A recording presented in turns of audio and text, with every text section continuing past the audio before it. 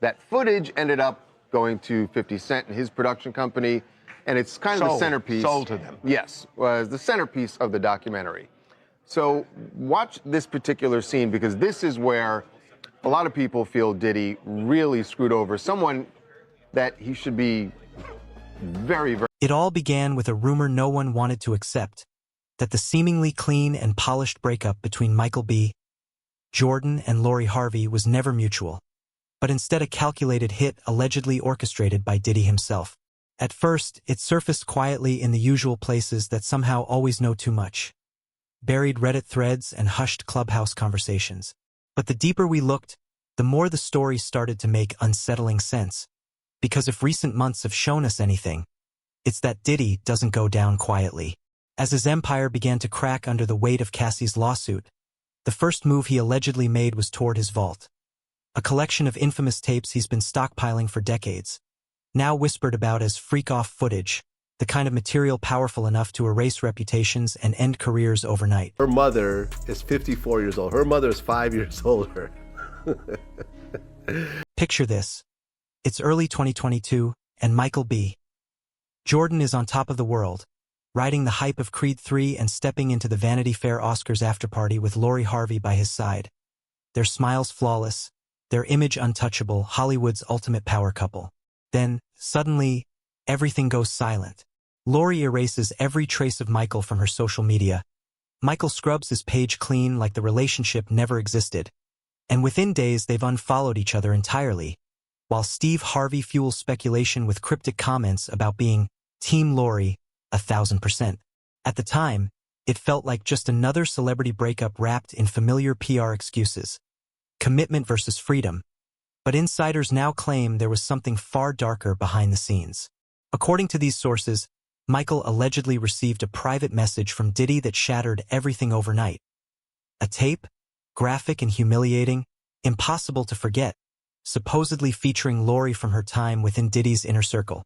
It wasn't sent out of jealousy or spite, they say, but as a warning, a calculated reminder of power, because this was never about revenge, it was about control.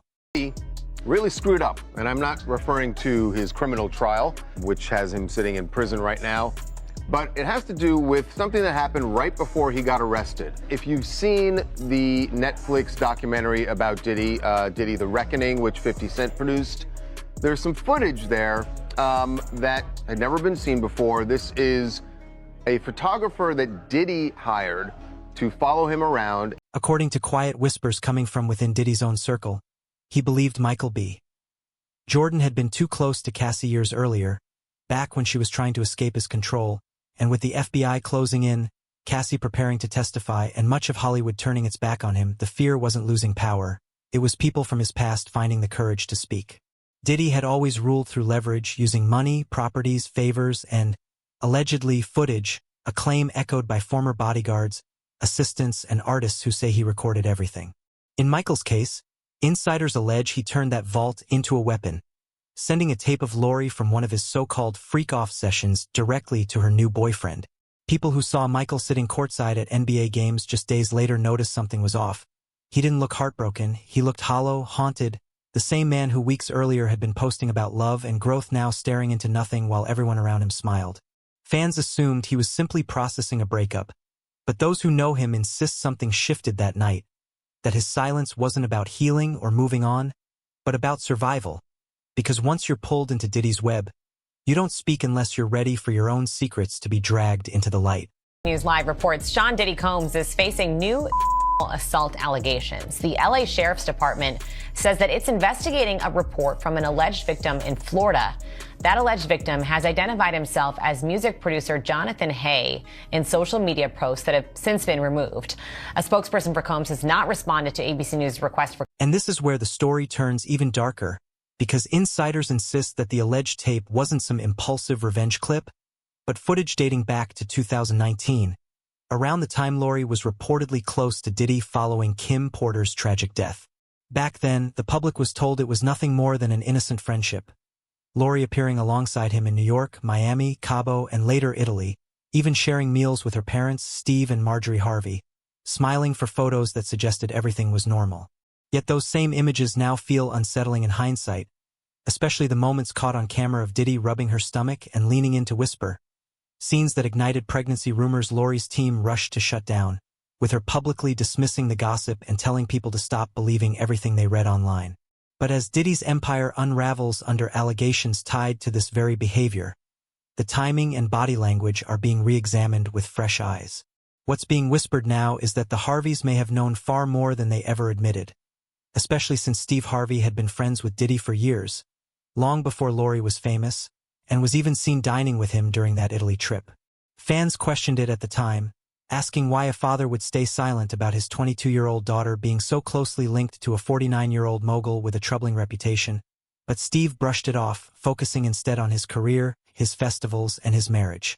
According to people close to that circle, the silence wasn't born out of ignorance, it was fear. So you're not allowed, they don't want you to say nothing about what's really going on.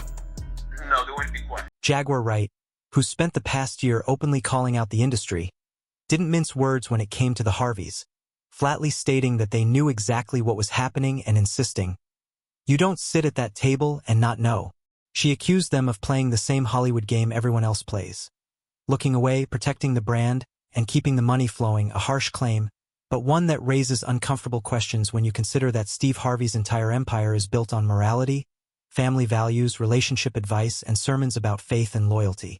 What happens if it ever comes out that while he was preaching respect, his daughter was allegedly being filmed in Diddy's sessions, or if long-whispered rumors about a quiet settlement or a handled pregnancy prove to be true? That wouldn't just be a scandal, it would be empire-ending. And all of this was happening before Cassie's lawsuit, back when Diddy still seemed untouchable, hosting his infamous white parties, flaunting his influence, and sitting courtside like nothing could touch him, even as cracks were already forming.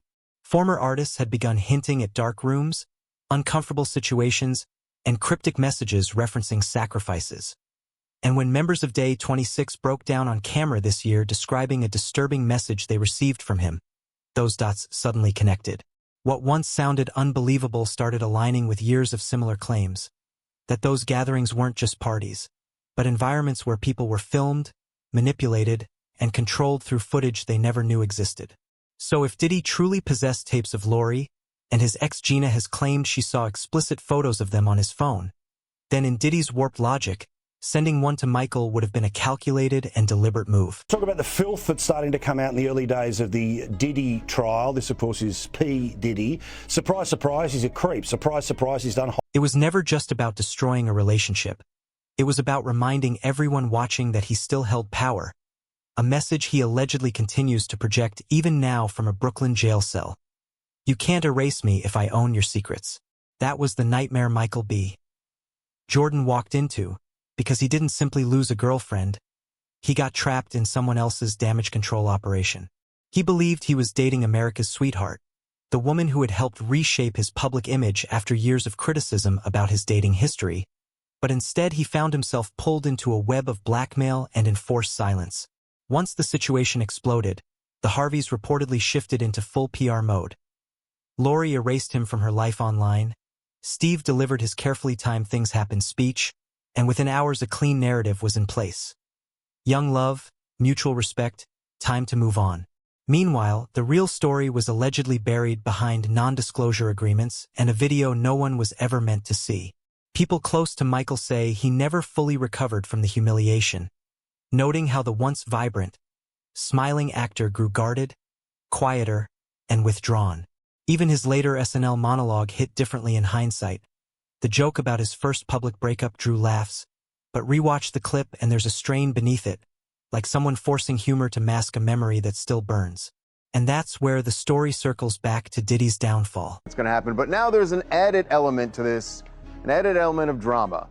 Diddy is going to speak. He has some things he wants to say to the judge, to the court, and he has actually filed a request with the judge that he can wear street clothes instead of his prison jumpsuit because he wants to look good for what. Now that Cassie's case has blown the doors wide open, everyone even loosely connected to Diddy is scrambling, with artists testifying, former staff flipping, and whispers suggesting Michael's name has surfaced more than once. Not as an accuser, but as someone who could quietly confirm timelines Diddy allegedly wants erased. That's why the freak-off tape theory landed so hard, because it didn't feel like random gossip, but calculated leverage deployed at the perfect moment to keep another major Hollywood figure silent. In that light, Steve Harvey's silence back in 2019 now seems almost prophetic. When fans questioned why he appeared absent, "Where's Uncle Steve? Why doesn't her dad care?" He ignored it, perhaps to protect Lori, or perhaps to protect himself. Behind the wholesome family man brand is someone who has weathered lawsuits, scandals, and damaging accusations from his ex-wife.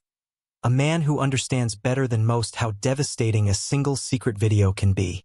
Meanwhile, Lori has resurfaced as if untouched by the chaos. A new boyfriend, fresh brand deals, and interviews emphasizing that she wants to be known for her accomplishments, not her relationships. A smart move, but also a strategic distancing that feels suspicious given the timing. Her reemergence coinciding with Diddy's empire collapsing looks less like coincidence and more like an attempt to reclaim the narrative before someone else does. Especially as insiders whisper that she's terrified her name could appear in a federal filing tied to the case, or that somewhere on one of those seized hard drives, her image still exists. Civil case is a much lower standard of a preponderance of the evidence, or in more layman's terms, more likely than not, the measurement we as attorneys typically use for that is 51%. And so for a civil case, you're just saying, hey, is there a 51% chance that Sean Combs allegedly committed these acts? If so, he would be liable. In the federal case, which was criminal, that was proof beyond reasonable doubt, where he was found guilty of those two counts you mentioned earlier, and is serving a 50-month sentence. So where does that leave Michael? That's the million-dollar question, because while some believe he's sitting on evidence and waiting for the right moment, others think he just wants to forget it ever happened, yet people close to him insist neither is true. Instead, they say he's been moving quietly, aligning himself with those determined to bring the entire system down.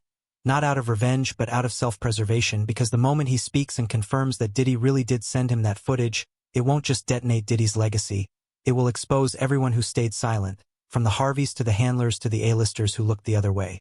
That's why there are growing rumblings of a much larger story on the horizon. One that links Cassie, Lori, and the vault in a way no one can ignore, because if the freak-off tapes exist, and the raids on Diddy's properties suggest they might, then everyone who appears in them becomes a potential witness. Some are terrified, some are furious, and some, like Michael, may have reached the point where they have nothing left to lose. In this industry, silence is survival until suddenly it isn't. And as the walls close in on Diddy, more people are realizing that protecting him may have been the worst decision they ever made. Because when that footage finally surfaces, every smile, every red carpet moment, and every mutual breakup will be re-examined as part of a much larger cover-up. And that leaves one question hanging in the air. What did Michael B. Jordan really see that night? Because once you understand what was allegedly on that tape, you understand why no one, not Lori, not Steve, not even one of Hollywood's most bankable stars, has dared to speak, and why what's coming next may prove that Diddy's empire isn't the only one on the verge of collapse. We haven't seen the indictments yet. There's been some time lag. I suppose it will take some time to go through all the forensic, evidence. And here's what still doesn't quite add up. If Diddy was supposedly trying to protect himself, why would he risk leaking something that could also destroy him? That's when the narrative shifted from jealousy to leverage. A warning shot disguised as humiliation. People who once worked closely in his circle say Diddy was terrified during the build-up to Cassie's lawsuit, fully aware of who had seen what, who could testify, and whose stories might line up with hers. Sending Michael that tape, they claim, wasn't about heartbreak at all, but about broadcasting a message to anyone even considering speaking up.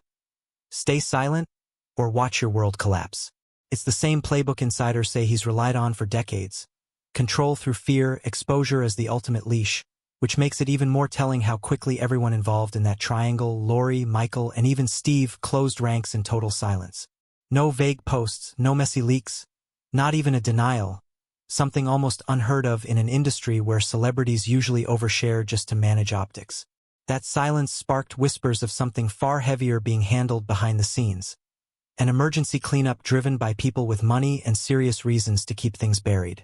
One longtime publicist claims the calls went out immediately.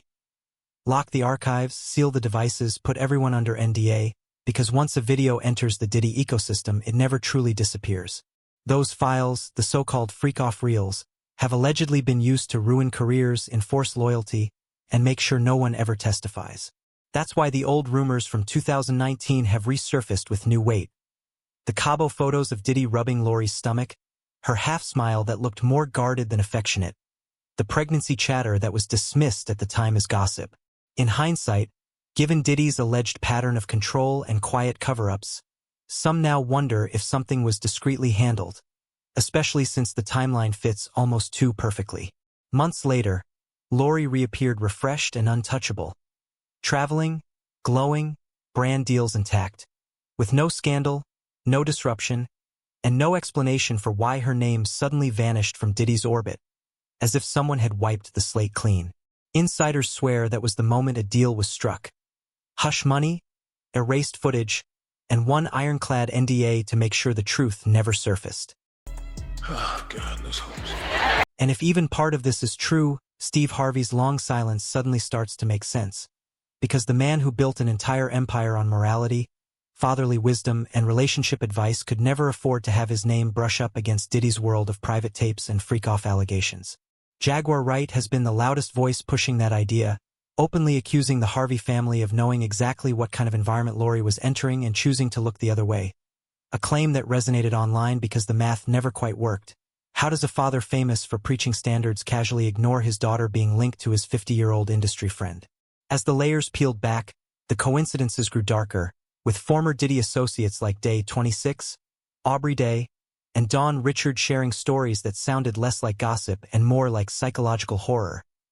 Hidden cameras, cryptic messages, blackmail disguised as mentorship, emails referencing sacrifices, and accounts of waking up in rooms filled with cameras. The pattern feels disturbingly consistent. Record, control, exploit, discard, which is why rumors of a tape involving Lori no longer sound far-fetched but instead like a continuation of a system finally cracking under its own weight. What truly caught people off guard was the visible shift in Michael B. Jordan afterward, as Hollywood's golden boy quietly withdrew. Not scandal-ridden but unmistakably changed. His courtside appearances marked by hollow stares and forced smiles that suggested something far heavier than a breakup. Those close to him insist he didn't just lose a relationship, but learned something that shattered his view of fame, loyalty, and how power actually operates in this industry. Because if he really did see that footage, it wasn't just personal, it was a first-hand look at how powerful men weaponize privacy. Cassie's lawsuit only reinforces that fear, detailing Diddy's obsession with recording intimate moments, forcing partners to relive them, and reminding them he owned every piece of their lives, making it impossible not to imagine Michael holding similar proof and fully understanding what kind of man he was dealing with. The difference is that Michael isn't a dependent protege. He's an A-list actor with his own influence, which makes him dangerous and unpredictable, perhaps explaining why insiders say efforts have been made to keep him focused on work and away from microphones. Meanwhile, Diddy's empire continues to crumble under raids, lawsuits, and testimony about hidden rooms and coded messages. Yet certain circles remain untouched, raising the uncomfortable question of why the Harveys appear so insulated. Their public image pristine, their silence calculated, and Lori moving effortlessly through the spotlight. If even half these whispers are true, that silence may not be innocence at all, but the most carefully managed performance of the entire story. Feeling that I have about the documentary, man, it was just old news, and they took a couple of with the footage from Puff from the days that's leading up him to get arrested, and the incidents with the people from the courts, you know, the two people from the courts. So it was nothing new. There's also a timeline overlap no one seems willing to confront. Cassie, Lori, and Michael all moving within the same orbit of the same man within just a few short years, crossing paths at the same locations, the same parties, even in front of the same industry photographers, an overlap that feels less like coincidence and more like a map of who mattered to Diddy, who could be used and who needed to be kept quiet. Insiders claim he continued monitoring Michael even after the breakup through shared connections, watching closely to see if he would speak, which is why that so-called amicable split now looks less mutual and more like carefully managed damage control. We've seen this pattern before. Isolation, intimidation, manipulation carried out with precision. A system Cassie's lawyers described as a web of loyalty, so deep it blurred the line between friendship and fear. Even now, former friends are erasing photos, deleting mentions, and pretending proximity never existed, Yet Michael's name rarely appears in those circles, almost as if he's being deliberately shielded, perhaps because someone understands that if he talks, it won't be just one man exposed, but everyone who helped keep the machine running.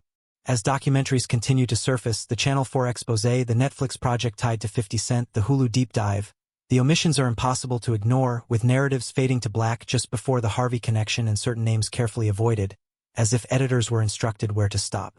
The industry has always protected its chosen families, and if Diddy truly held leverage over the Harveys, that could explain why coverage stalls and why no one in that dynasty has ever been subpoenaed, despite Lori being one of the last major public figures openly associated with him before the raids. Now, however, whispers suggest Michael may not stay silent forever, with people close to him saying he's angry about being painted as the distant boyfriend while the real story was buried beneath PR spin, and that he's been quietly keeping everything, texts, timelines, maybe even voice memos. There's even talk of a documentary he's considering, not explicitly about Diddy, but about the industry's obsession with image, silence, and complicity, a project that could function as a confession without ever naming names, and if that happens, Hollywood wouldn't collapse from an external scandal, but from the weight of its own carefully maintained silence. And what's really going to be interesting is the parade of celebrities who we expect to be mentioned and or called into that courtroom. You know, people who we hadn't heard about prior, like Mike Myers, you know, Austin Powers, Mike Myers. Why is he getting called? Why is he on the witness list? That'll be fascinating.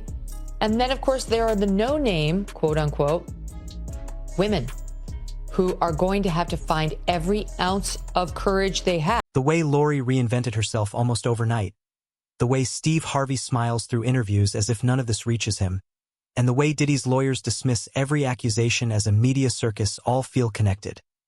Especially when that same circus now includes over 100 accusers, former employees, artists, assistants, and insiders who claim they saw far too much, yet never mention Lori or Michael directly, as if that chapter is sealed under a different code name and the real story hasn't even begun. And maybe that's the point, because this was never just about a breakup or a tape, it was about control. Cassie controlled through fear, Lori through silence, and Michael through humiliation, with the Harvey family standing in the middle, spotless on the surface and possibly entangled beneath. If Michael ever speaks, or if even a single clip from that alleged archive leaks, it won't just ruin individual reputations. It will expose how Hollywood's most polished power couples are often held together by traded secrets and quiet settlements.